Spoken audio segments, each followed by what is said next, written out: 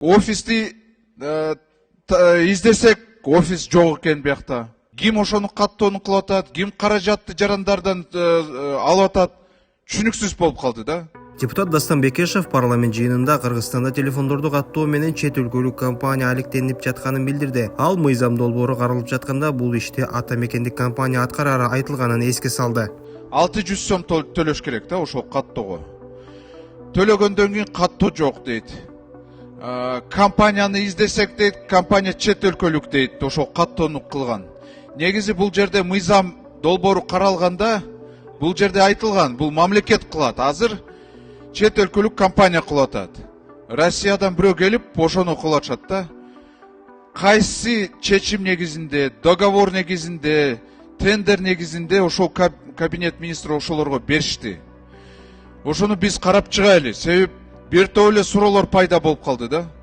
Офисти издесек, офис жок экен биякта. Ким ошону каттоону кылып атат, ким каражатты жарандардан алып атат, түшүнүксүз болуп калды да.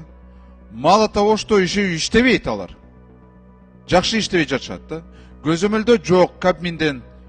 Кыргызстанда уюлдук телефондорду мамлекеттик идентификациялоо системасына милдеттүү түрдө каттоо быйыл 25-июнда башталган. Бул күндөн кийин Кыргызстанга алып келинген бардык телефондор чек арада катталып, өлкө ичиндегилери катталган болушу керек. 16 августтан тарта катталбаган телефондор өчүрүлө баштаган. Буга чейин телефондорду каттоо боюнча ыйгарым укуктуу мамлекеттик орган санариптик өнүктүрүү министрлиги болгон. Өзгөртүүлөрдөн кийин бул үчүн УКМК жооптуу болуп калган. Азыр телефондордун IMEI коддорун каттоо менен InMobile ЖЧКсы алектенүүдө. Юстиция министрлиги маалыматына ылайык, ал чет өлкөнүн үлүшү бар компания болуп эсептелет.